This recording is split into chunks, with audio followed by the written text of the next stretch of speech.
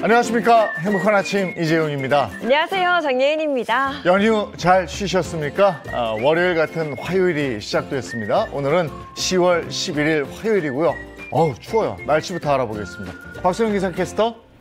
안녕하세요. 박소연입니다. 밤사이 공기가 더 차가워졌습니다. 현재 서울의 기온은 7.8도로 어제보다 2도가량 낮은데요. 오늘 출근길에는 더 따뜻하게 입으셔야겠습니다.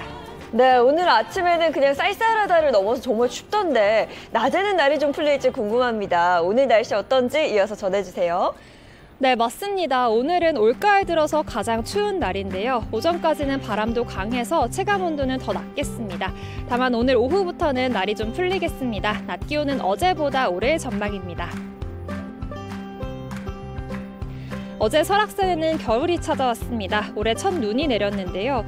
영하 30도에 달하는 찬 공기가 내려오면서 지난해보다 9일 빠른 걸로 기록됐습니다. 산지에는 어제 내린 비 또는 눈이 얼어서 미끄러운 곳이 있습니다. 안전사고에 각별히 유의하시기 바랍니다. 이 시각 현재 기온 살펴보겠습니다. 서울은 7.8도, 대전은 9도, 전주는 10도 가리키고 있습니다. 오늘 한낮에는 따스한 햇빛이 내리쬐면서 어제보다 기온이 오르겠습니다. 서울은 17도, 광주는 19도, 부산은 21도가 예상됩니다. 산에는 울긋불긋 단풍이 물들고 있습니다. 일반적으로 산 정상부터 80%가량 단풍이 들면 단풍 절정기라고 합니다. 날씨가 갑자기 추워지면서 이번 단풍 절정 시기도 조금 빨라질 것으로 보이는데요. 설악산은 20일 이후, 북한산은 30일쯤 단풍이 가장 화려할 것으로 예상됩니다. 급하게 두꺼운 외투 꺼내신 분들 많으시죠? 내일 아침까지는 오늘만큼 춥겠습니다. 다만 주 후반부터는 날이 좀 풀릴 예정입니다. 지금까지 날씨 전해드렸습니다.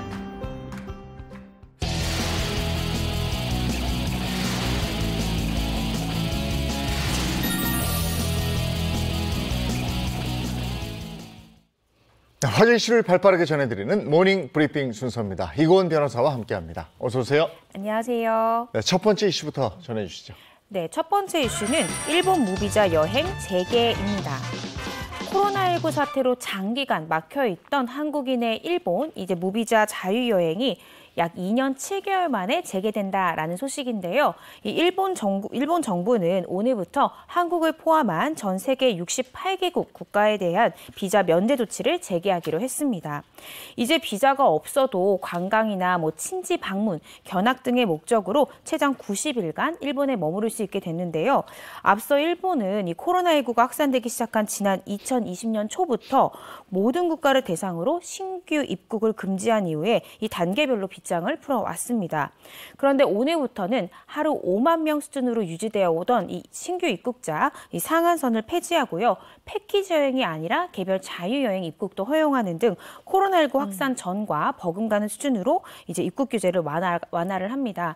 최근에 엔화도 많이 하락을 했고 또 장기간 동안 일본 여행 못 갔던 분들도 많아서요. 최근 이 일본 여행 수요에 대한 수요가 굉장히 급증하고 있다라는 소식입니다. 네, 입국 규제 완화와 함께 코로나19 방역 조치도 간소화된다고 들었습니다. 네, 그렇습니다. 오늘부터는요. 이 세계보건기구에서 인정받은 백신을 3차례 이상 접종했다라는 증명서를 지참하거나 또 출국 72시간 이내에 이 PCR 음성 확인을 받은 확인서를 지참할 경우에 일본으로 이제 여행이 가능해지고요.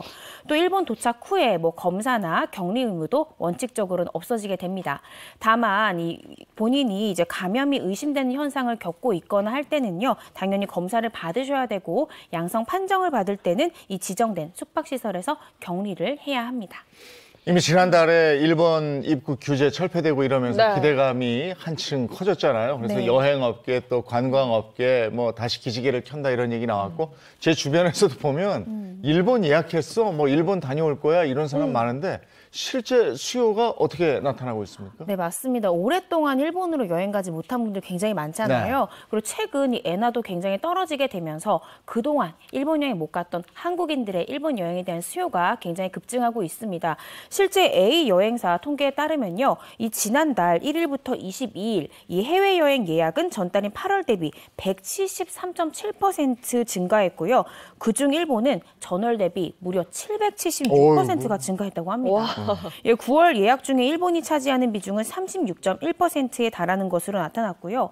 비여행사에서도 지난달 이 일본 여행 상품 판매가 전월보다 무려 500% 증가했다라고 네. 합니다.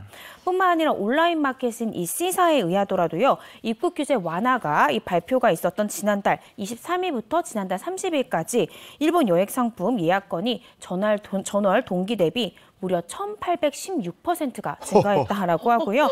이는 코로나 이전인 이 코로나19 사태 이전 사태와 동년기, 이 동기간 비교를 해보더라도 무려 240%가 증가한 수치라고 합니다. 게다가 이 D 온라인 여행사 지난달 일본 숙소 예약 건수가요. 전월 대비 2,500%가 증가했다라고 합니다. 지난 8월까지만 해도 사실 일본 예약 순위가요. 뭐 국가별 예약 순위 중 22위를 기록했지만 지난달에는 무려 예약 순위가 이 무비자 입국이 허용이 되면서 2위까지 상승한 모양새를 보였습니다. 야, 이 정도면 이제 일본 가면 한국말만 들리고. 그러니까요. 야, 코로나19 때문에 여행업계가 정말 위축돼 있었는데 기지개 한번 켜겠습니다. 자, 다음 이슈 가겠습니다. 네, 다음 이슈는요. 외국인 이 국내 아파트 쇼핑입니다. 국토교통부와 이 한국부동산원 자료 연도별 이 외국인 아파트 매수 현황에 따르면요.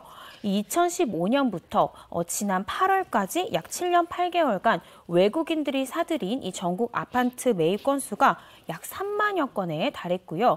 그중 가장 많은 비중을 차지한 것은 중국인들로서 약 1만 8천여 건을 매입한 것으로 확인이 됐습니다. 그 뒤를 이은 것은요. 약 5,800여 건을 매입한 것으로 확인되는 미국인이 뒤를 이었고 기타 국적의 외국인들이 산 경우에는 약 5,400건으로 18.4%를 차지했습니다. 그 제주도에 땅을 사는 중국인들이 많다 이런 얘기는 들어봤는데 이렇게 많은 외국인이 아파트를 매입한다는 거 좀 생소하거든요. 이전에도 이런 일이 많이 있었을까요? 네, 이 제주도 땅을 많이 중국인들이 산다. 땅 관련해서는 우리가 많이 들어봤잖아요. 그렇죠. 그 이유가 정부에서는 그간 이 외국인들이 토지를 거래하거나 토지를 보유하는 현황만을 통계를 발표했기 때문입니다. 근데 이번에 정부가 처음 이 아파트를 비롯한 주택을 외국인들이 보유하거나 거래를 하는 공식 통계를 처음 발표를 했는데요. 이 부동산원 자료에 따르면 2015년부터 2017년까지 외국인의 아파트 매입 건수는 2,900에서 3,100건대로 비슷한 수준을 지켜오다가 2018년부터 약 3,697건으로 소폭 증가하는 모양새를 보였습니다. 그러다가 2020년도에 집값과 전셋값이 굉장히 크게 뛰었죠. 그때부터 이제 외국인들의 매입 건수가 5,640건으로 전년 대비 43.5% 급증한 것으로 확인이 됐습니다. 이같이 증가한 원인을 좀 살펴보면 2019년 말부터 정부가 이 내국인들에 대해서는 뭐 대출 규제하죠. 세제적으로도 많은 규제가 강화되는 등의 모양새를 보여서 우리나라 사람들은 아파트를 사기가 굉장히 힘든데 외국인들은 이러한 규제로부터 자유로웠기 때문에 그런 아파트 매입이 조금 더 쉬웠던 것은 아닌가라는 이유를 꼽아볼 수가 있습니다. 그러니까 저때 당시에 고가 주택을 외국인들이 막 산다 이런 얘기 많이 들었었거든요. 근데 지금은 어때요? 지금도 이렇게 아파트를 외국인들이 사고 있습니까? 지금 조금씩 줄고 있는 모양새인데요. 2021년에 외국인 투기 논란 속에 약 4,931건으로 전년 대비 소폭 줄은 모양새를 보였고요. 올해는 8월까지 매수가 약 2,400여 건으로 파악이 돼서 올해가 이제 올해 8월까지 매수된 이 8월까지 8개월간의 이 수치가 전년 동기간 대비 약 33% 정도 감소한 것으로 확인됐습니다. 아무래도 최근에 금리 인상됐죠. 또 아파트 가격이 계속 하락하는 모양새를 보이다 보니 외국인들도 아파트 매입에 조금 신중한 모습을 보이는 것으로 판단이 됩니다. 그러면 외국인들이 선호하는 아파트 지역이 있을 것 같은데요. 뭐 서울이나 수도권에 집중됐을까요? 그렇진 않습니다. 중국인이 가장 많은 매입 비중을 차지한다고 말씀드렸잖아요. 중국인들 같은 경우에는요. 전국 골고루 모든 지역의 아파트들을 매입하는 것으로 확인됐습니다. 근데 조금 이제 특이한 점이 서울 아파트에 대해서는 중국인보다 미국인들이 매입하는 비중이 더 크다는 점이 좀 흥미로운데요. 그 미국인들의 매입 비중이 무려 37.1%를 차지했습니다. 그 외로는 이 중국인들이 가장 매입을 많이 하는 선호 지역이 울산으로 파악이 됐고요. 87%로 가장 비중이 높았고 충남이 80.6%, 또 제주와 충북, 인천이 약 70%대로 그 뒤를 이었습니다. 생각보다 외국인이 땅과 주택을 많이 사고 보유하고 있으니까 이런 거는 좀 공개할 필요가 있는 것 같고요. 그다음에 규제가 우리 국내 내국인들한테 많이 있었잖아요. 그러니까 네. 그걸 피해서 외국인들이 샀다는 건데 이것도 같이 규제해야 되는 거 아니에요? 규제하려면? 네, 그렇습니다. 통계 말씀하셨잖아요. 네. 그래서 이 국토부와 한국부동산원은 이제 내년부터 외국인의 주택, 보유, 그리고 거래 현황을 국가 승인 통계로서 공표할 예정이라고 하고요. 또 정부에서는 이달 말에 이 외국인 투기 방지 대책을 발표할 예정입니다. 외국인의 부동산 투기가 우려되는 지역은 이 시도지사 등이 거래 허가 구역으로 지정을 해서 관리를 하고요. 외국인 임대사업자 등록이 가능한 비자 종류를 제한을 하고 국외에 거주하는 외국인이 이 국내의 주택을 취득 시에는 자금 조달 계획서를 의무적으로 제출하도록 그렇게 조치를 취할 예정입니다. 또 불법 행위가 적발된 외국인들 같은 경우에는 출입국 제한 등의 방안이 검토되고 있습니다. 정작 우리 국민들은 규제에 막혀서 집 살까 말까 고민하고 있을 그쵸. 때 이 규제 사각지대에 있었던 외국인들은 줍줍했다. 이건 좀 씁쓸한 부분이 있네요. 네. 예. 자, 다음 이슈 전해주시죠. 네, 세 번째 이슈는요. 초등생 11대 때린 선생님 징역형입니다.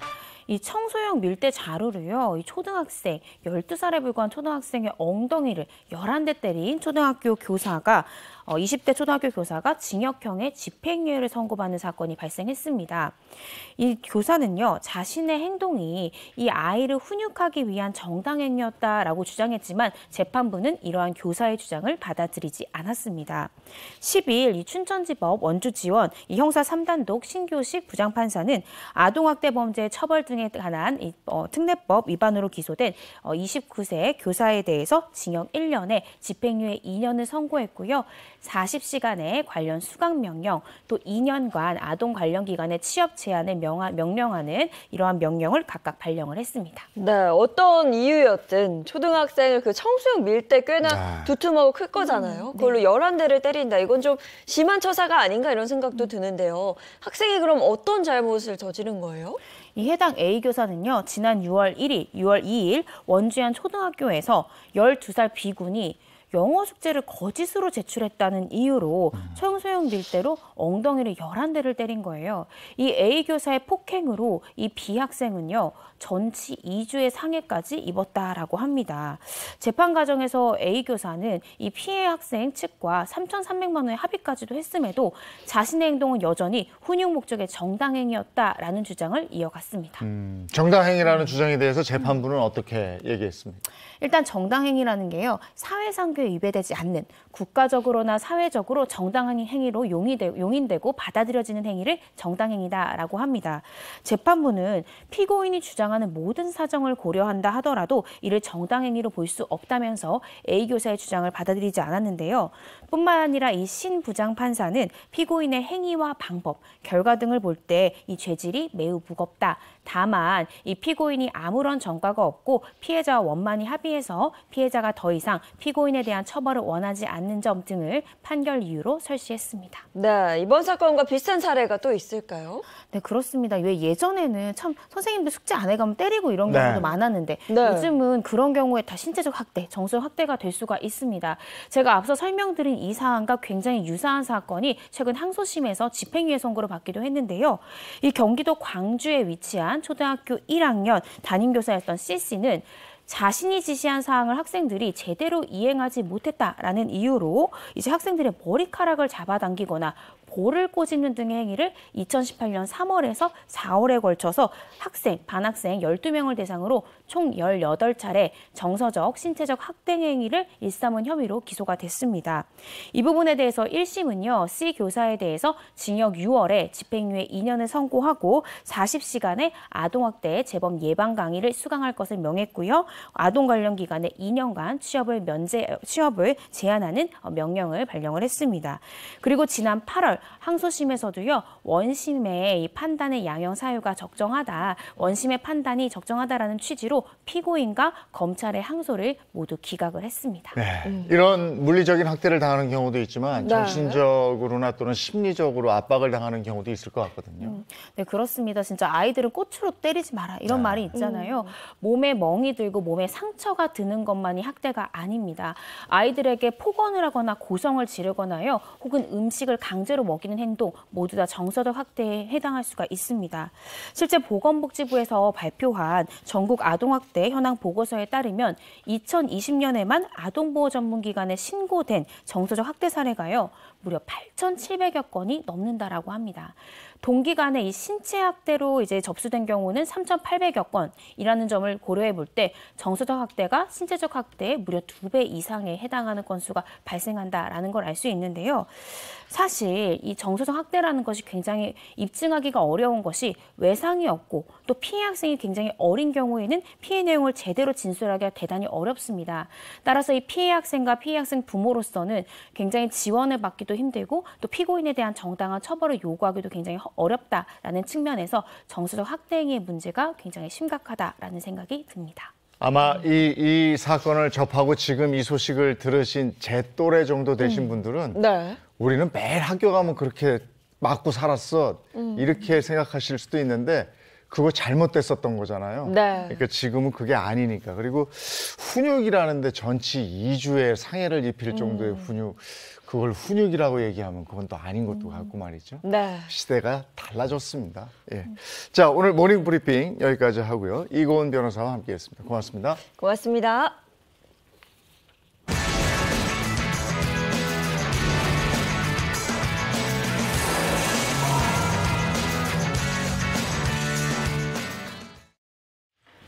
네, 행복한 아침, 건강한 100세 인생을 도와드리기 위해서 건강 정보 함께 나누도록 하겠습니다. 윤영미 아나운서 어서 오세요. 네, 안녕하세요. 중년 건강의 아이콘 윤영미입니다. 반갑습니다. 네, 반갑습니다.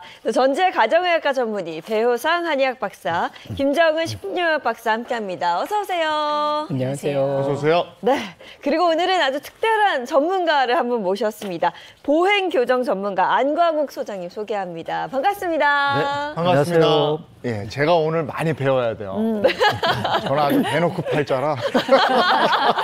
그러면 보행교정 전문가시면 걸음걸이를 교정해 주시는 거예요? 네, 맞습니다. 이 개인의 보행 습관은 개인의 육체적 또 정신적 건강 문제를 모두 담고 있습니다. 그래서 개인의 걸음걸이를 평가하면 개인의 근육의 문제, 또 척추와 골반을 비롯한 관절의 문제, 또 장기의 문제, 또 심리적 문제까지도 모두 확인할 수가 있는데요.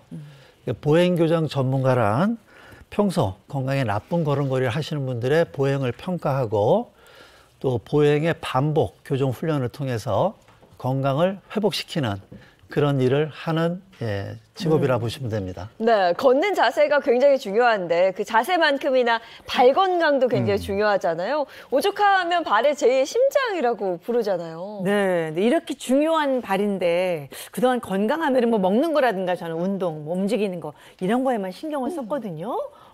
이제는 발 건강 주목해봐야 될 것 같아요. 네, 그렇죠. 발이 순환을 많이 당하긴 하죠. 근데 제2의 심장이라고까지 얘기하는데 우리는 발 관리에 소홀한 게 참 많습니다. 근데 이게 발 건강이 왜 이렇게 중요한 겁니까? 네, 우리 발에는요, 뼈랑 근육이랑 힘줄이랑 인대로 구성되어 있잖아요.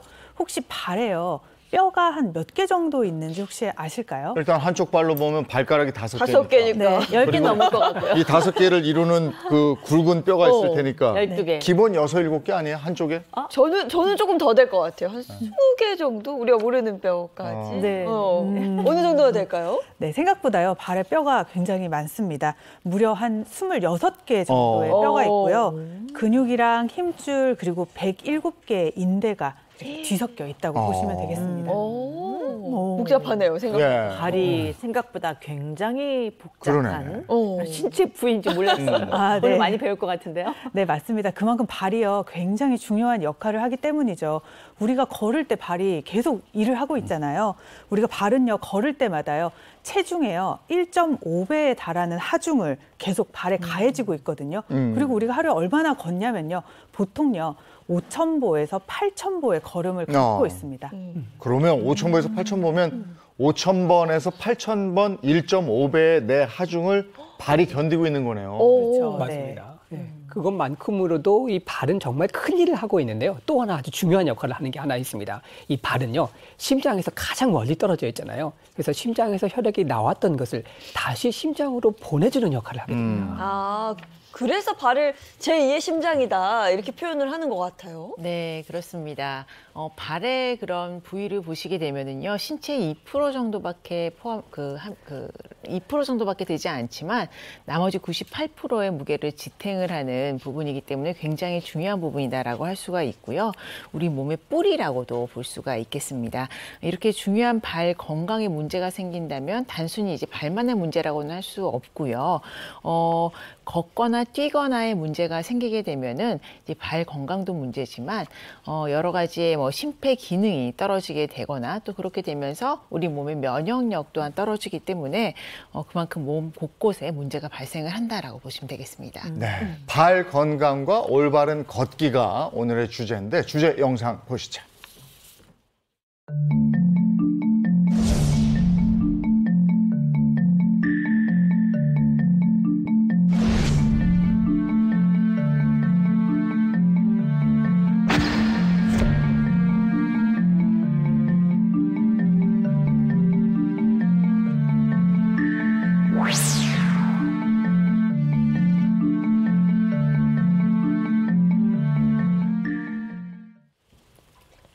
네, 오늘 주제입니다. 발을 지켜야 전신 건강을 지킬 수 있다 이 얘기인데 발 상태를 보면 전신 건강을 예측할 수 있대요. 그리고 실제로 발의 생긴 모양에 따라서 건강이 다르다고 그럽니다.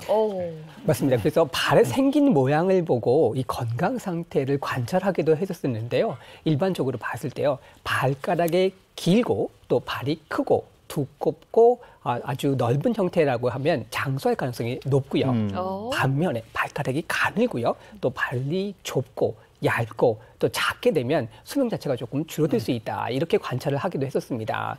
특히 발이 두껍고 불구스름하고 또 윤택이 있다라고 하는 것은 음의 기운이 상당히 풍부하다라고 판단을 했었는데요. 그것이 바로 삼음경기라고 하는 기의 발원지였기 때문이라고도 생각할 수 있습니다. 네, 그리고 안강우 소장님, 새끼발가락은 신장과 관련이 있다고 들었거든요. 네, 맞습니다. 새끼발가락은 족소음 신경이라는 경락의 출발지인데요.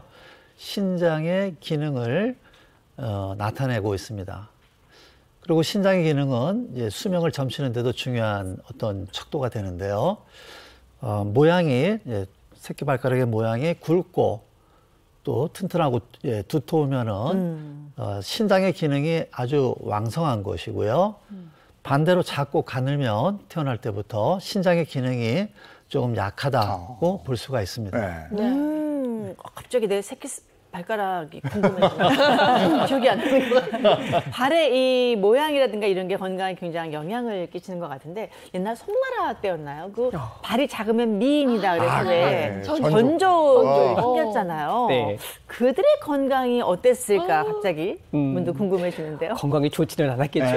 당연히 문제가 많았을 거라고 생각이 납니다. 이 전족이라고 하는 것은 특히 여성분들을 대상으로 많이 시행을 했었는데요. 천으로 꽁꽁 발을 싸가지고 성장을 억제하는 사실 악습이라고 할 수 있습니다. 네. 이렇게 되면요, 3살에서 한 5살 정도 여자아이들을 대상으로 해서 이 전족을 시행을 했는데 발의 크기가 약 10cm 정도밖에 안 만들었다고 합니다.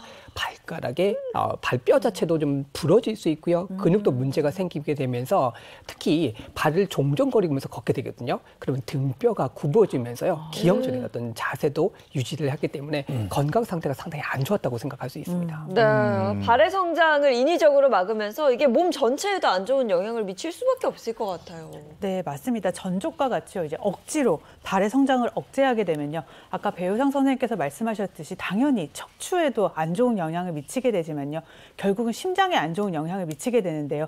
그 이유는 결국은 발에서 심장까지 혈액을 뿜어줘야 되는데 그게 잘 안 되는 거거든요. 그렇게 되다 보면은 혈전을 만들기가 쉽게 되고요. 그렇게 되다 보면 결과적으로는 수명에도 안 좋은 영향을 미치게 돼서 수명이 짧아지게 되는 거죠. 네, 이 발이 전신 건강에 미치는 영향이 이렇게 크다 보니까 발을 보면 건강이 보인다 이렇게 얘기하는 모양입니다. 네, 그렇습니다. 그래서 발 상태에 따른 건강 상태를 한번 체크해 보려고 하는데요.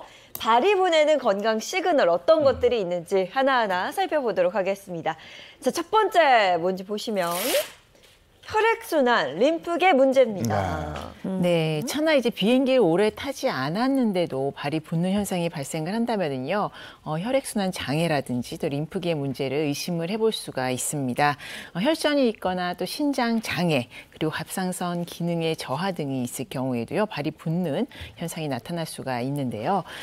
이렇게 이제 발이 붓는 현상이 나타나게 되면은 우리 건강에 이상이 생긴다는 시그널이다라고 생각을 하고 주의 깊게 보실 필요가 있겠습니다.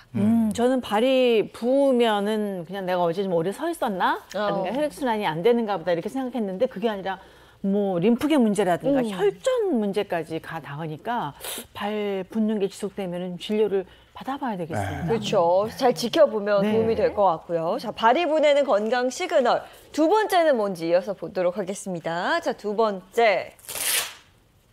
비타민 B 결핍이라고 되어 있네요. 화끈거리는 그렇죠. 보니까 뭔가 발이 좀 발 빨개요. 화끈거리고 그렇죠. 문제가 있는 것 같아요. 발바닥에 불났어 지금. 제 얘기인데요. 저는 갱년기 되면서 뭐 사실 갱년기 되면 얼굴도 화끈화끈거리고 뭐 네. 온몸이 그렇거든요. 근데 발도 그렇게 발바닥이 저녁쯤 되면 그렇게 뜨거워지는 거예요. 네. 그래서 막 벽에다가 붙이고 있거나 진짜 얼음찜질 해야 되나 이 정도로. 근데 지금도 그 증상이 계속 되고 있어요. 그래서 그냥 갱년기 증상인가 그랬는데 네. 이게 그게 심각한 이제 문제인가 근데 이게 비타민 비타민 B B가 결핍이라는 거니까. 네, 맞습니다. 이제 발이 화끈거리는데도요, 사실은 다양한 이유가 있습니다. 여기 앞서 보셨던 것처럼 비타민 B가 결핍되거나 아니면 아주 오랫동안 운동을 하신 운동 선수들이나요, 아니면 만성 신장병을 앓고 있는 분들도요, 이렇게 발이 화끈거리는 증상이 나타날 수가 있습니다.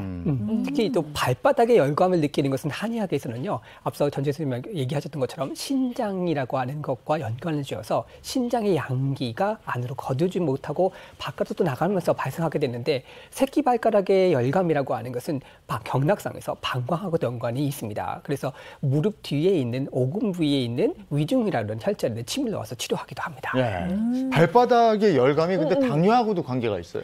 네, 연관이 있습니다. 혈당 수치가 높은 상태가 지속되게 되면은요, 혈관에 무리가 가해지면서 또 합병증으로 이어질 가능성이 있는데요.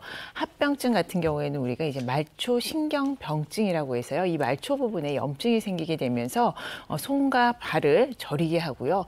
또 그렇게 되면 다른 부위에 열감이 발생을 해서 뜨겁게 느껴지는 그런 열감을 느끼게 됩니다. 또 이 때문에 발바닥 열감 아까 말씀하셨는데 이로 인해서 발바닥에도 열감을 느낄 수가 있습니다. 네, 발바닥이 화끈거린다 하면 내 몸에 비타민 B가 부족한가 이렇게 생각해 보시면 좋을 것 같고요. 이어서 세 번째 마지막, 이게 지금 보이실지 잘 모르겠어요. 발톱이 상태가 좀 많이 안 좋은 걸로 보여지거든요. 어떤 건강 시그널인지 보도록 하겠습니다. 심혈관계 질환입니다. 볼록한 발톱, 약간 무좀처럼 보이기도 그렇죠. 하고. 발톱 상태가 좀 안 좋아 보여요. 이렇게 보기에도. 네. 이제 정확히 말씀을 드리면요, 우리 발톱이 편편해야 되는데요. 네. 발톱이 이렇게 동그랗게 변하는 거예요. 사실 손톱도 동그랗게 변해서 곤봉지라고 하는데 모양이 이제 변형이 될 수가 있거든요. 발톱이 볼록해지고요. 발가락 모양도 발톱이나 손톱 모양이 동그랗게 변하시는 분들이 있어요. 이렇게 변하는 경우는요, 체내 산소 부족을 좀 의심을 해볼 수가 있습니다. 체내 산소 부족이 산소가 부족하다는 거는요, 폐나 심혈관계 질환이 있다는 것을 좀 더 나아가서 의심을 해볼 수가 있겠고요. 이런 질환이 있을 가능성이 있다는 거는요, 방치를 해서는 안 된다는 뜻이고요. 꼭 병원 진료를 한번 받아보셔야 된다는 것을 의미할 수 있습니다. 그 증상에다가요, 또 발가락에 털이 좀 없어진다든지요, 갑자기 또 발가락 색깔이 좀 변한다든지요, 발톱이 좀 두꺼워지고 보랏빛으로 변하고 또 검붉은빛을 띈다라고 하면 혈관 질환을 조금 의심해 볼 수 있겠습니다.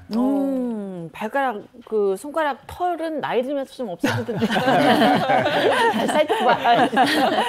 근데 저는 그 발바닥 화끈거리는 것 때문에 굉장히 고민이고 어떤 땐 또 차가워지거든요. 네. 왔다 갔다 하는 게 이게 참 힘든데 제 친구들 같은 경우는 발 뒤꿈치 통증 때문에 굉장히 힘들어요. 이건 또 어떤 질환과 관련이 있을까요? 윤희묵 씨처럼 이제 발 뒤꿈치 통증을 느끼시는 분들이 60대 정도쯤 돼서 또 50, 60대 넘어가시면서 나타나시는 분들 정말 많습니다. 한의학적으로 본다라고 하면 이것은 경락상, 방광과 신장 기능에 문제가 있다든지 아무런 이유도 없는 상태에서 나타나신다라고 하면 갱년기가 도래를 했거나 몸속에 정과 혈 또 양기가 부족했다라고 하는 증거일 수도 있습니다. 네, 갱년기하고 연결이 돼 있네요. 그러니까 진짜 발이 보면은 전신하고 이렇게 쫙 이렇게 촘촘하게 연결이 돼 있는 것 같아요.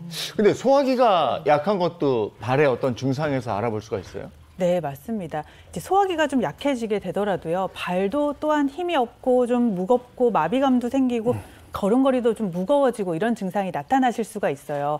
오른발 쪽에 힘이 좀 약해지면요. 폐로 보내지는 혈관 쪽에 문제가 있는 거를 조금 의심을 해볼 수가 있겠고요. 혹시라도 이제 왼쪽 발 쪽에 이상이 좀 생기시면요. 전신으로 혈액을 공급하는 기관에 문제가 좀 있지 않나 의심을 해볼 수가 있습니다. 이럴 경우에는요. 비뇨기계 질환이라든지 산부인과적인 문제라든지 아니면 복통과 같은 증상이 좀 동반될 가능성이 있습니다.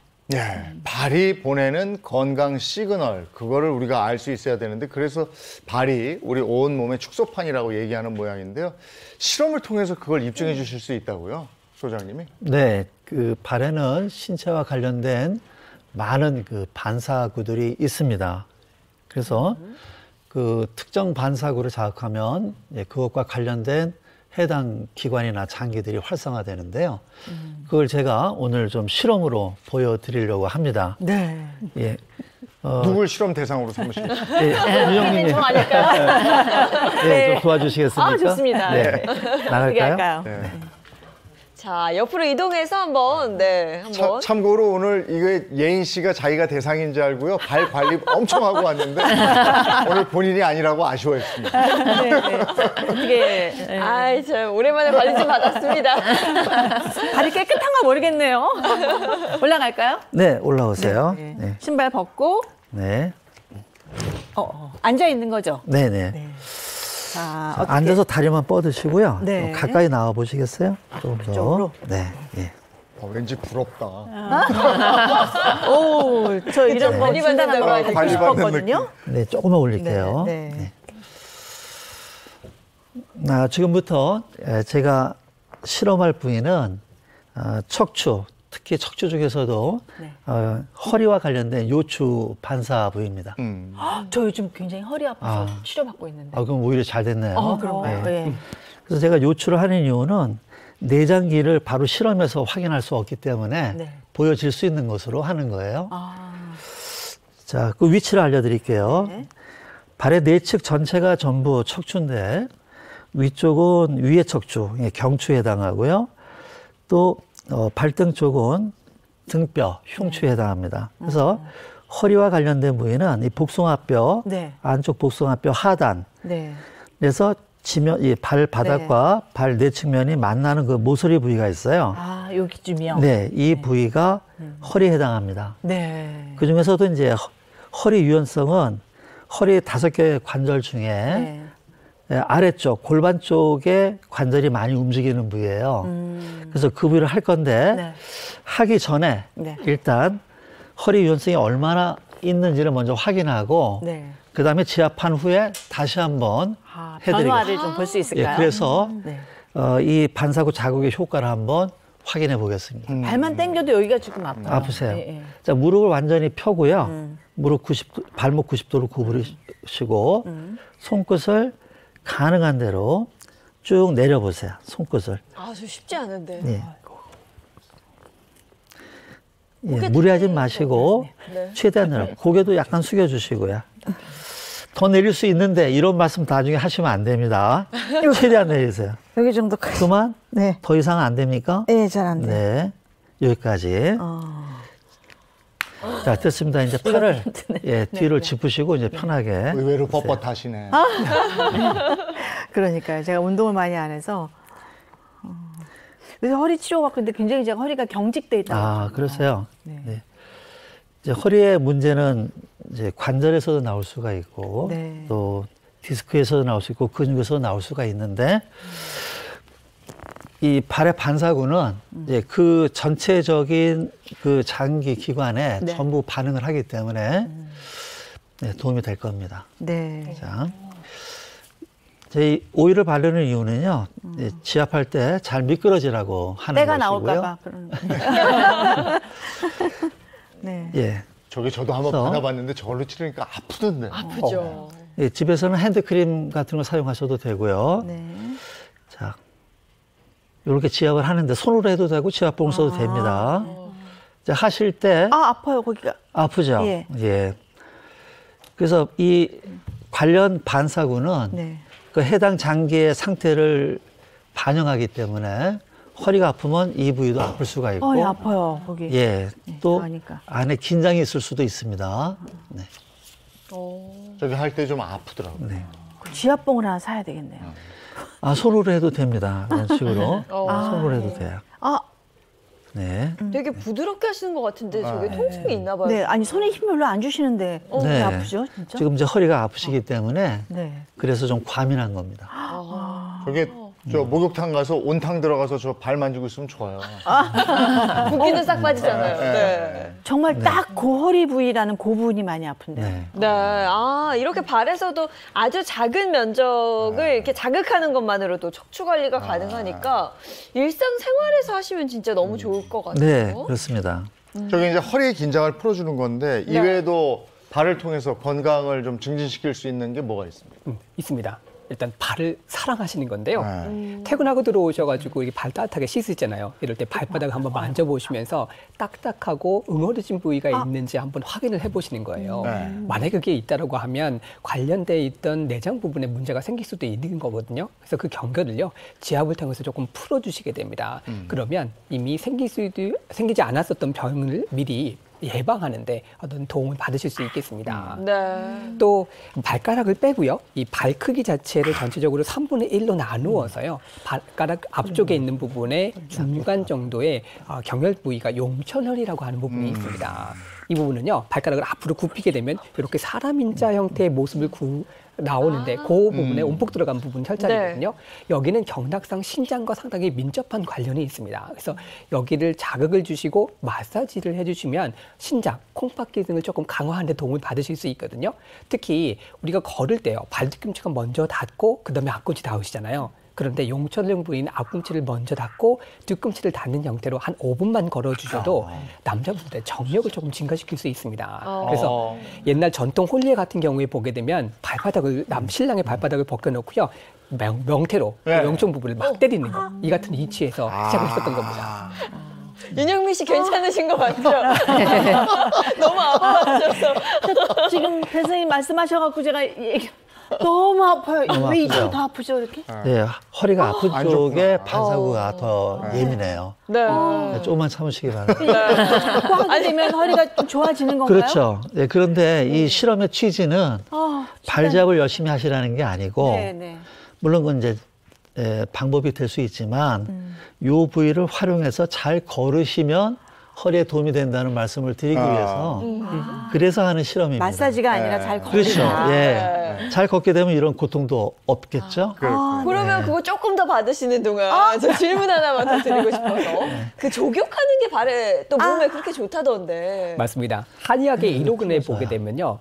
모든 질병은요. 한사로부터 시작하고 이것은 한기 같은 경우는 발에서부터 시작한다라고 하는 말이 있습니다. 그래서 발을 따뜻하게 해주게 되면 차가운 기운 자체를 좀 덜어주는 역할을 하게 되는데요.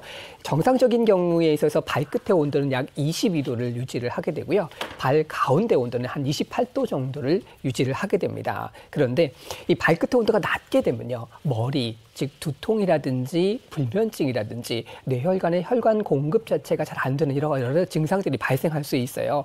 이럴 때 매일 한 40도 정도의 온도로 족욕을 하시게 되면요. 말초력선을 촉진시켜서 신진대사를 왕성하게 해주기 때문에 피로를 풀고 건강을 유지할 수 있습니다. 그래서 옛말에요. 열수포각 여흘 보약이라고 하는 말이 있습니다.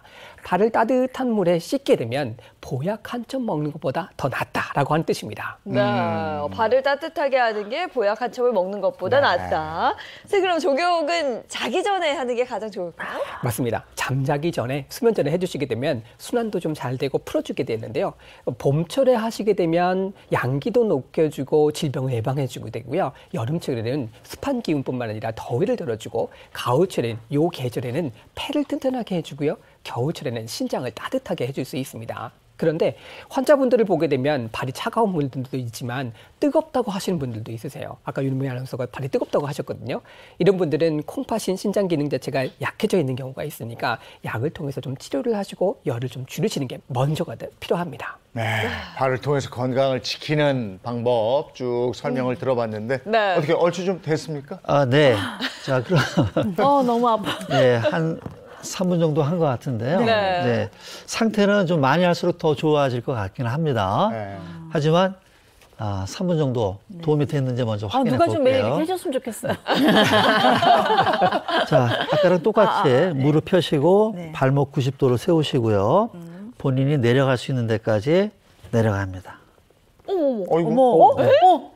많이 내려가죠? 진짜 많이 내려가네. 네. 아까 여기서부터 막 신기하다. 이렇게 내려갔는데 지금 그렇죠. 이렇게 되네? 최대한 내려서 그만하면 제가 표시를 할게요. 와, 이만. 발등까지 네. 갔어.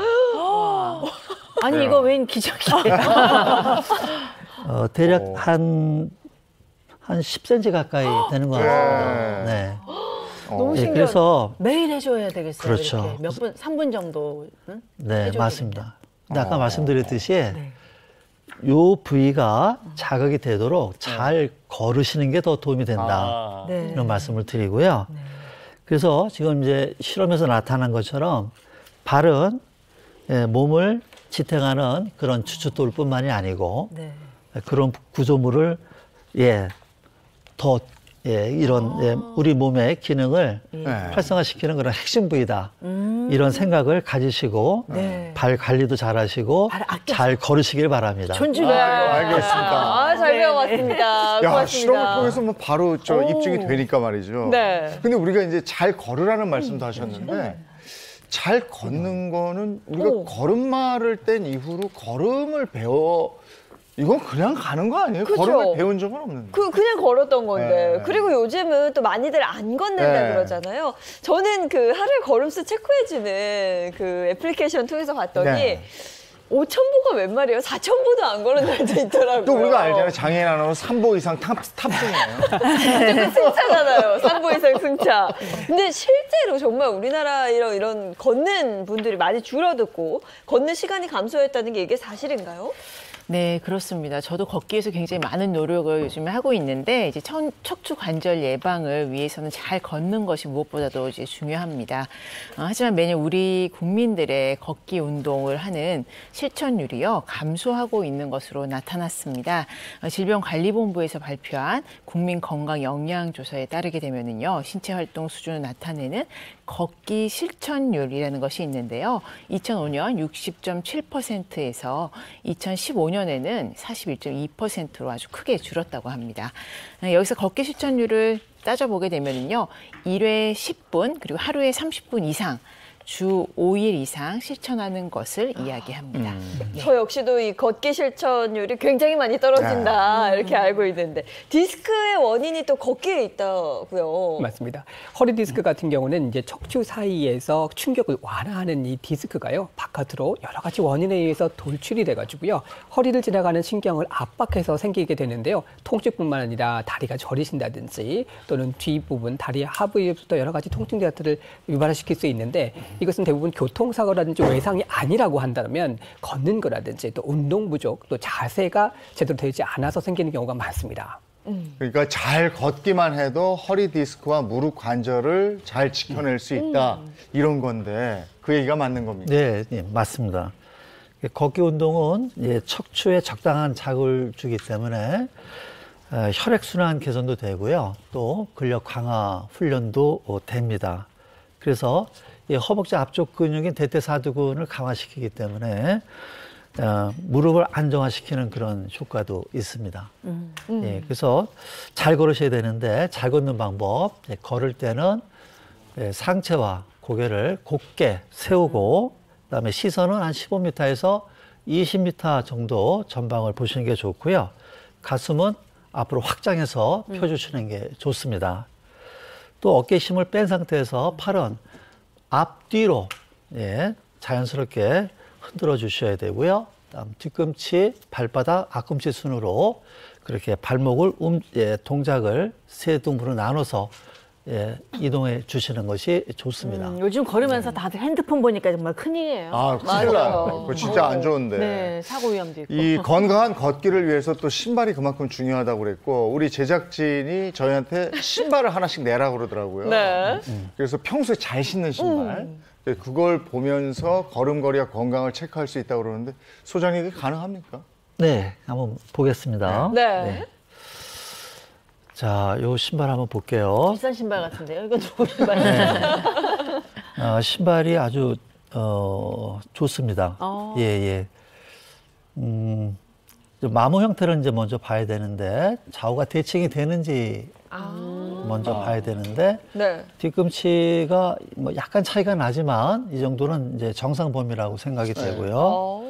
그다음에 이제 앞쪽도 마모가 양쪽이 약간 이제 그 거의 대칭이 됩니다.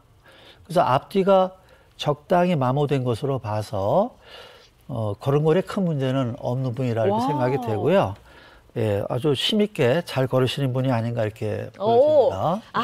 힘있게 잘 걸으시는 분 계시죠? 네. 네. 예, 제 그런데 옆에. 그런데 네. 예, 요걸 지금 보시나요? 요게 지금 설포라는 건데 그 소 혓바닥처럼 생겼다 그래서 발등을 감싸주는 덮어주는 게 이제 설포인데. 밑에 있는가요? 네네. 예. 네. 이 설포가 원래는 정중앙에 있어야 되는데 이렇게 바깥쪽으로 이렇게 휘어지잖아요. 여기서 무게중심이 발에서 바깥쪽으로 약간 쓰러지는 팔자걸음. 그런 걸음의 소유자다 이렇게 볼 수가 있습니다. 네. 아, 이거 제 건데. 야, 이게. 팔자 걸음걸이시죠? 그 앞에 고개 나오는구나. 네네. 요것만 보고도 알 수 있네요. 저는 완전 팔자죠. 뭐. 네. 그리고 그 옆에 운동화가 하나 또 있는데. 그 여자분 거 같아요. 아, 그래요? 여자분 네. 거. 저 신발은 안 달았네. 안 걷네, 안 걸어. 아, 네. 안 걷는 신발이군요. 네. 이 걸음, 이게 많이 오래된 신발이라면, 그 보행 속도가 빠르지 않은 분의 그 신발이라고 보여서요. 네, 걸음 속도가 빠를수록 마모가 많이 일어나거든요. 와. 그런데 마모가 일어나긴 했지만, 이렇게 많이 나타나진 않고요.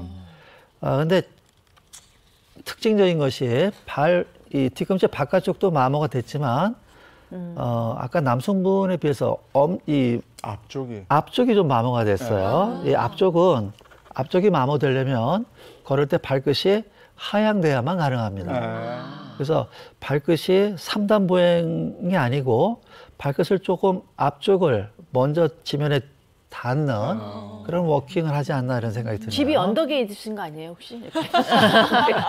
이런 신발의 소유자는 평소에 하이를 좀 신는 분들이 많습니다. 하이를 발끝이 하향되기 때문에. 저 예인 씨 거예요. 이 신발 제 신발이에요. 진짜 깜짝 놀랐어요. 네, 그게 습관처럼 남아 있는 거죠. 앞쪽에 좀 무게를 하이를 많이 신는. 그렇죠. 다음 신발도 한번 볼까요? 네. 저 진짜 창피해요. 밑창이 너무 지저분해. 오른쪽 밑창이 많이 다른 것 같은데. 네, 신발이 이제 뒤꿈치 쪽은 비슷하게 달긴 했는데 조금 그 마모의 폭이 좀 많습니다. 예, 좀 많이 달았고요.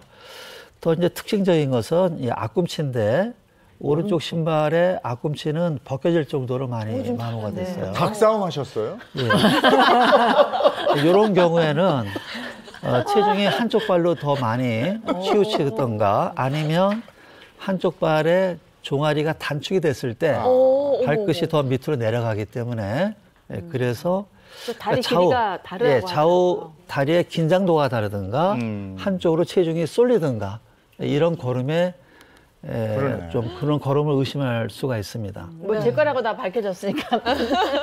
네, 어머 저 다리 길이가 조금 약간 차이가 난다 그러고 이거 굉장히 오랫동안 자주 신는 신발이에요. 아, 그렇군요. 밑창을 아직 못 걸어서 좀 더 설명하면 이 뒷굽이 보시면 뒷굽의 그 신발이 약간 바깥쪽으로 이렇게 쏠렸어요. 그래서 이 마찬가지로 뒤꿈치가 수직으로 세워져 있지 않고 약간 바깥쪽으로. 그래서 그래야만 이렇게 뒤축이 이렇게 바깥쪽으로 구겨집니다. 네. 저도 약간 팔자걸음 걷거든요. 자, 신발을 보면 이런 게 다 나타나는데 그러면 걷기 좋은 신발, 건강에 도움이 되는 신발은 어떤 신발이에요? 여러 가지가 있는데요. 일단 신발은 가벼운 것이 좋습니다. 그래서 우리가 오래 걸을 때 발과 발목에 그 근육의 피로도가 심하기 때문에 신발이 무거울수록 걷는데 문제가 생기기 때문에 신발은 가벼운 것이 좋다라고 말씀을 드리고요. 네. 다음은 이제 밑창의 소재인데요. 밑창은 부드러운 것이 좋습니다. 원칙적으로는. 하지만 발을 잡아주는 근육이나 관절의 힘이 약한 경우에는 밑창이 부드러우면은 그런 요철이 있는 그런 밑창? 예, 그렇죠. 평탄하지 않은 네. 그런 그 울퉁불퉁한 지면을 걸을 때 부상의 염려가 있기 때문에 어느 정도 단단한 것을 선택해 주시는 것이 좋습니다. 지금 키높이 운동화도 유행인데 신발 그 밑창의 두께 어느 정도가 가장 적당할까요? 두께는 한 2cm에서 2.5cm 정도. 그러니까 너무 1cm에서 2.5? 그렇죠. 너무 얇지도 않고 너무 두껍지도 않은 것이 좋습니다. 네. 그리고 발볼도 좀 편안해야 될 것 같고 뒷굽의 그런 높이도 중요할 것 같은데요. 예, 발볼 같은 경우에는 발가락을 신발 속에서 살짝 옆으로 벌렸을 때 발가락 사이가 약간 틈이 생길 정도의 발볼이 좋습니다. 네. 그 다음에 이제 뒷굽의 높이인데요. 뒷굽의 높이는 앞굽보다 많이 높지 않은 게 좋습니다. 원래는 신발을 안 신었을 때가 가장 자연스러운 발의 형태예요. 그래서 뒷굽이 없는 게 좋은데 종아리가 긴장이 되신 분들은 걸을 때 뒷굽이 없으면 종아리에 부담이 올 수가 있습니다. 네. 그렇기 때문에 뒷굽을 개인에 따라서 종아리에 단축이 있으면은 한 1, 2cm 정도 높은 거를 선택해 주셔도 됩니다. 전 네. 크기가 좀 궁금한데 제가 230이에요. 예전엔 딱 맞게 신었거든요. 네. 근데 조금 한 사이즈 정도 좀 큰 거 신는 게 좋을까요? 어떨까요? 맞습니다. 너무 커도 이제 신발을 발이 장악하려고 하기 때문에 피로감이 많아지고요. 그렇죠. 너무 적으면은 신발이 그 발을 관절이나 피부를 압박하기 때문에 또 문제가 되죠. 네. 약간 넉넉한 거. 그래서 발이 지면에 닿았을 때와 그러니까 체중을 실었을 때와 위에 들렸을 때의 발의 크기가 차이가 나거든요. 네. 그래서 그 정도면 한 5mm 정도 네, 네. 큰 것을 선택하시는 것이 좋습니다. 네, 이렇게 신발의 중요성도 알아봤고요. 발 건강과 전신 건강을 위해서 걷는 자세 굉장히 중요하다고 강조를 해주셨는데 그래서 오늘 최고의 건강 비법에서 이 약이 되는 걷기를 한번 준비를 해봤습니다. 네, 그래서 먼저 저와 이재용 MC의 걷는 모습을 저희도 미리 담아왔거든요. 영상부터 보고 오시죠.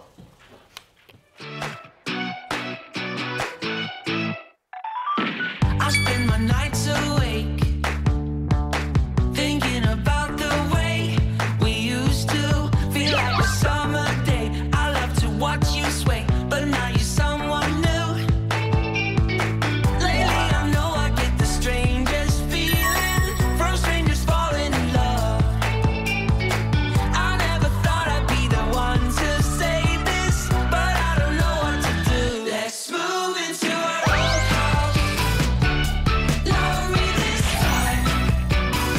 We'll be grooving to the old song. 네, 저희 둘이 열심히 걸었는데 걷는 자세가 어땠습니까? 예, 잘 봤습니다. 네. 이재용 씨 같은 경우에는 팔을 자연스럽게 흔드는 게 매우 장점이고요. 또 적절한 보행 속도, 그러니까 속도가 느리지 않고 속도감이 있어요. 네. 그런 것은 좋은 거죠? 예, 그렇죠. 그것은 의연함, 또 과감함 이런 느낌을 줄 수가 있습니다. 성격이 나타나네. 네. 좀 바빠요. 네, 지금 아주 신속하게 이동하시잖아요. 네. 거침없는 당당해요. 그런, 네. 그렇죠. 뭔가 개선해야 될 점은 없을까요, 수장님? 서 계실 때 보니까 서 있는 자세가 결국 걷기 자세인데 어깨가 한쪽으로 올라가 아, 네. 있어요. 그런 약간 거로 그래요. 봐서는 다리 길이의 차이가 나든가 아니면은 걸으실 때 한쪽으로 체중이 좀 쏠리는 책가방 그런 한쪽으로 현상이 많이 있을 수가 있고 네. 팔자 걸음이 아닐까 하는 생각이 네. 듭니다. 그래서 봤지만 이렇게 걸으시니까. 네. 그다음에 이제 제 영상도 한번 보면서 이야기 나눠보도록 하겠습니다. 저도 굉장히 열심히 걸었거든요, 수장님. 보시면 좀 아주 얌전하게 어떠세요? 걸어. 네. 미스 코리아 걸음걸이네요. 네, 이 걸음은 굉장히 그 훈련된 걸음 같아요. 제가 보기에. 일단 뒷다리 무릎을 아주 곧게 펴시고 가시죠. 예, 그리고 팔 흔드는 것도 굉장히 우아하시고. 워킹 배우셨어요? 아니 좀 신경 써서 걸었어요. 그래서 근데 이제 문제는 뭐냐면 하이를 신고 뒷다리 무릎을 펴는 것은 굉장히 위험합니다. 사실은 그 체중이 전부 발가락에 쏠리기 때문에 발가락 부상이 올 확률이 많고요. 그다음에 하이힐은 또 앞굽을 앞발에 발끝을 앞으로 내리기 때문에 그렇죠. 종아리에 단축이 올 확률이 많아요. 그 단축은 나중에 혈액순환 장애라든가 또 우리가 밤에 쥐난다 그러죠. 종아리 근육에 경련이 나타날 확률이 있습니다.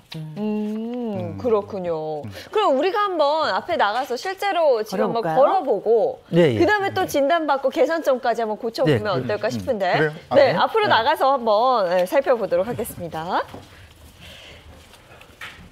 저와 윤영미 아나운서도 함께 나올게요.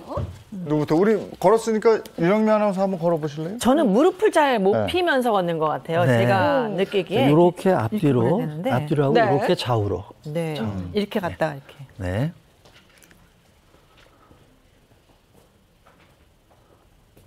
여군 나오셨어요? 긴장돼서. 무릎이 이렇게 착착 펴져야 되는데 그게 잘 안 펴지는 것 같은 느낌이 좀 들고요. 근데 이렇게 보기엔 사실 뭐 걸음걸이에 문제가 있어 보이거나 그렇진 않거든요.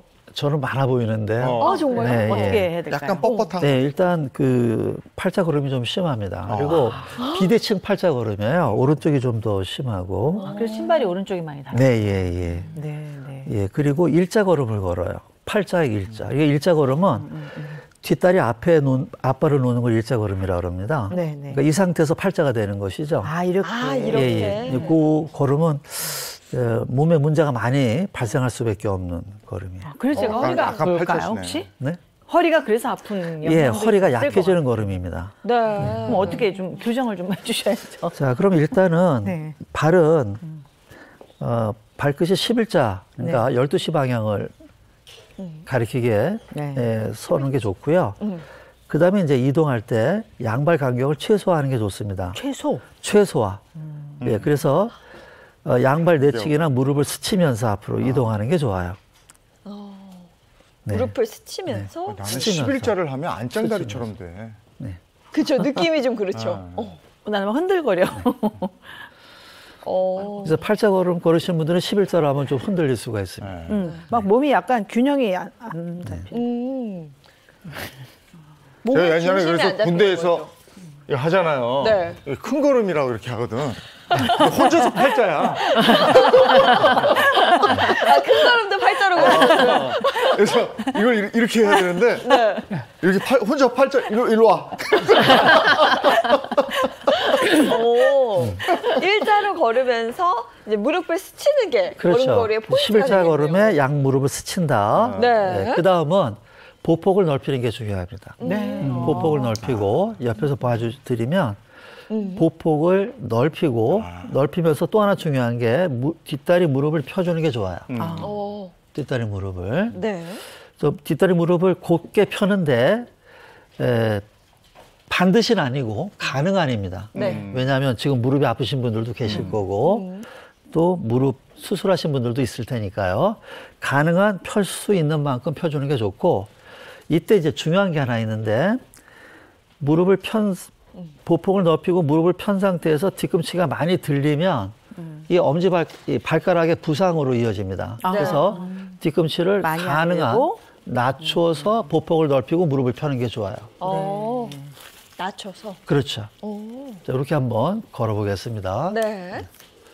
앞쪽으로 한번 걸어볼까요? 어떻게 걸어요? 앞쪽으로. 무릎이 보여야 되니까 네. 옆으로 걸어야 옆으로. 되지 않을까? 아, 무릎이 대각선으로. 보여야 돼서 네. 대각선으로 한번 먼저 옆으로 걸어보세요. 한번 해보세요.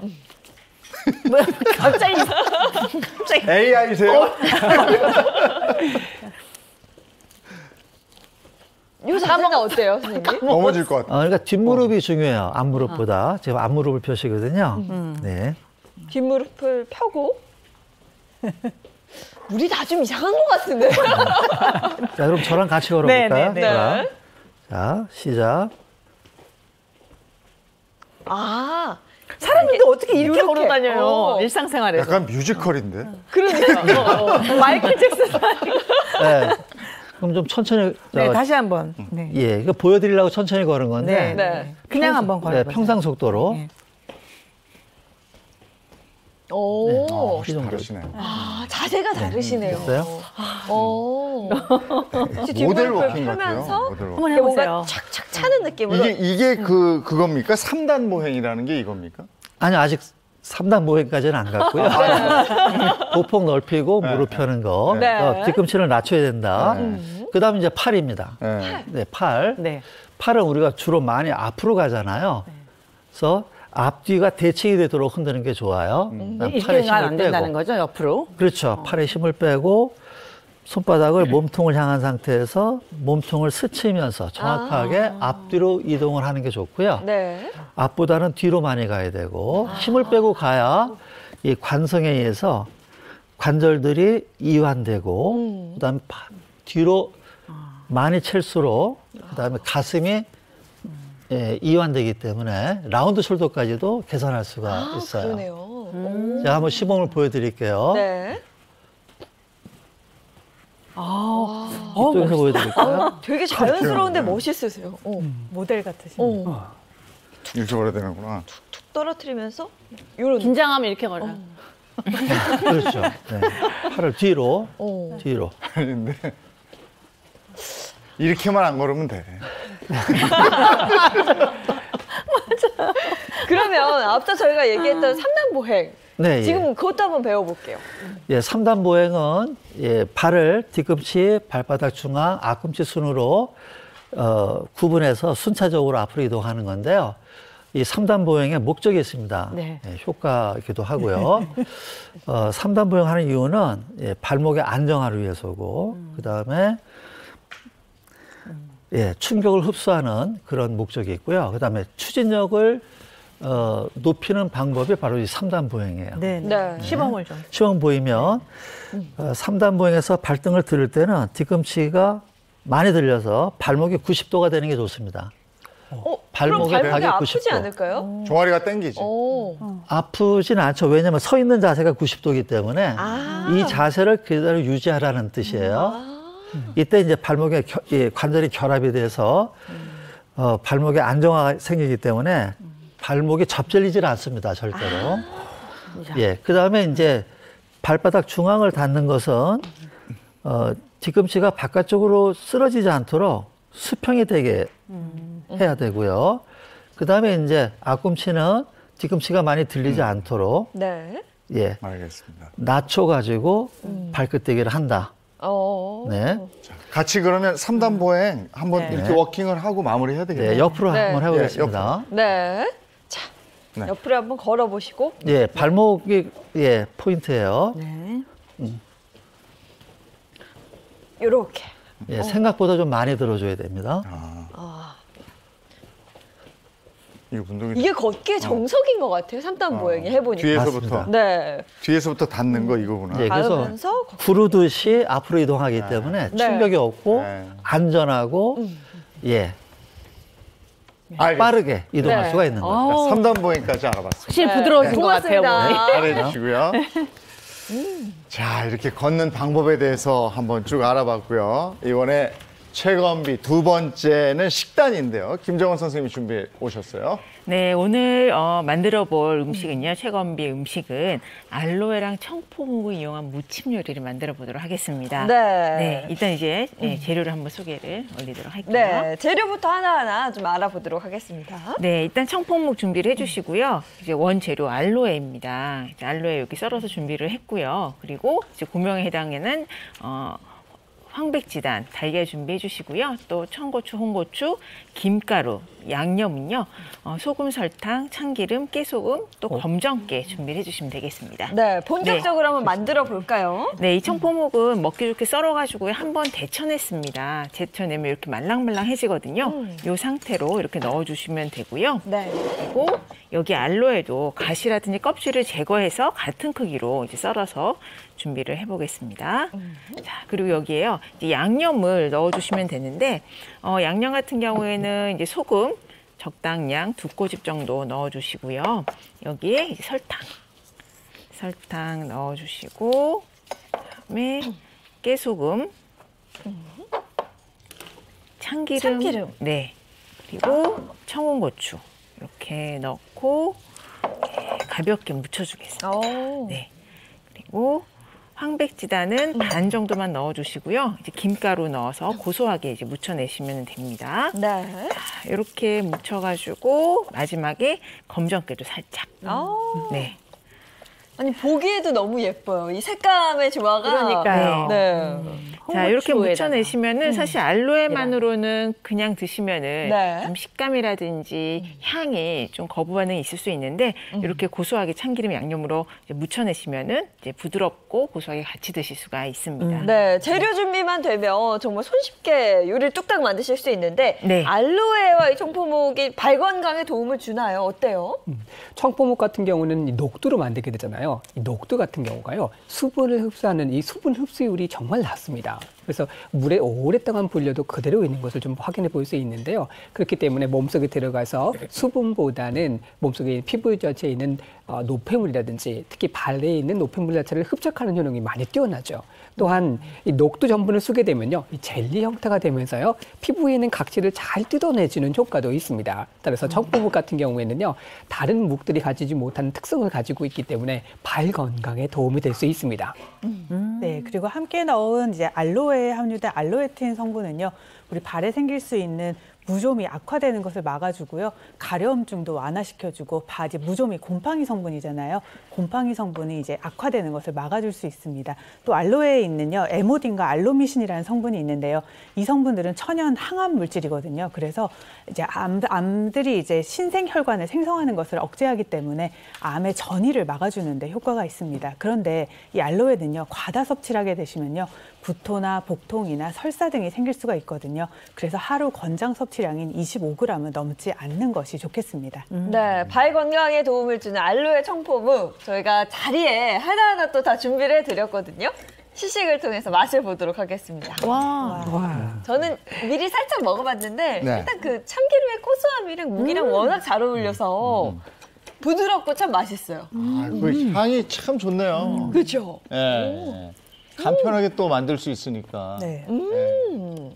근데 식사 중에 그런데 식사 아니고 맛보는 거죠.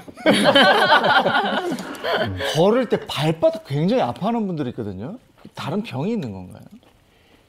이 발바닥 통증 같은 경우는 이제 족저근막염이 있을 때도 나타나실 수 있거든요. 그런 게 그래서 특히 이제 갱년기 이후에 우리 어머님들이요, 예. 대부분은 가사일들을 많이 하시잖아요. 그러다가 충격이 좀 오랫동안 되다 보면 60대 이후에 대해서 이 족저근막염이 생기시는 분들이 많이 있습니다. 그럴 때는 아침에 일어나셔서요, 바로 발을 디디시기보다는요, 네.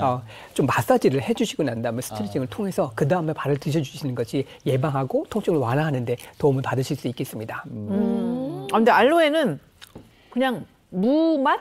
약간 그렇죠. 네. 알로에 자체로는 시원해요. 근데 여기다 간이 다 들어가서 그냥 밥 쌀국수 반찬으로 먹기에도 네. 전혀 무리 없을 것 같아요. 뭔가 샐러드 먹는 것 같기도 하고요. 건강에도 도움을 주고 워낙 맛도 좋아서 집에서 이렇게 손쉽게 만들어 보시면 너무 좋을 것 같습니다. 예. 그리고 이런 거 드시면서 발 만질 수는 없잖아. 예. 맛 잘 봤습니다. 네, 고맙습니다. 고맙습니다. 네. 아까 그 마사지 하라고 그럴 때 발 전면을 이렇게 해주면 됩니까? 일단 족저근막염이 혹시 있으시다고 하시면요, 침대에서 일어나셔서요, 우리 기상하시잖아요. 네. 발을 디디시기 전에 아프신 발을요, 반대쪽 무릎에다가 살짝 놔주세요. 그리고 난 다음에 발 뒤꿈치에서부터, 여기가 발 뒤꿈치라면 발 뒤꿈치에서부터 앞쪽으로 뻗어 있는 족저근막염이 이렇게 살짝 꺾으시면 나오시는 걸 느끼실 수 있어요. 네. 그러면 뒤에서부터요 10초 정도 앞으로 살살 밀어주십니다. 네. 3분 정도 해주시게 되면 통증을 좀 완화하시는데 도움을 받으실 수 있습니다. 네. 오늘 안광 소장님 함께 해주셨는데 요 얘기는 꼭 해야 되는데 놓쳤다 하는 거 있으면 한 말씀만 좀 해주시죠. 그 걸음을 우리가 오래된 습관이지 않습니까? 예, 그래서 쉽게 생각하시는 경우가 있는데 사실은 제일 오래된 습관이기 때문에 제일 고치기가 어려워요. 예, 그래서 한 걸음 한 걸음 정성을 다해서 오늘 배우신 대로 잘 걸으셔야만 조금씩 그 몸의 기능도 좋아지고 네. 걷기 자세도 고칠 수가 있습니다. 네. 자, 오늘 발 건강 다지시고 전신 건강 충분히 확보하시기 바랍니다. 고맙습니다. 고맙습니다. 갑자기 추워지면 그 몸이 뻣뻣해지거든요. 그쵸. 네, 이럴 땐 좀 스트레칭이나 뭐 이렇게라도 마사지를 좀 해주시면 좋을 것 같아요. 네, 오늘 날이 유독 춥더라고요. 네. 몸 체온 유지하는데 각별히 신경 쓰시면 좋겠습니다. 좋은 하루 보내시고요. 저희는 내일 아침 7시 30분에 돌아올게요. 행복한 아침, 행복한 하루 되십시오. 고맙습니다. 고맙습니다.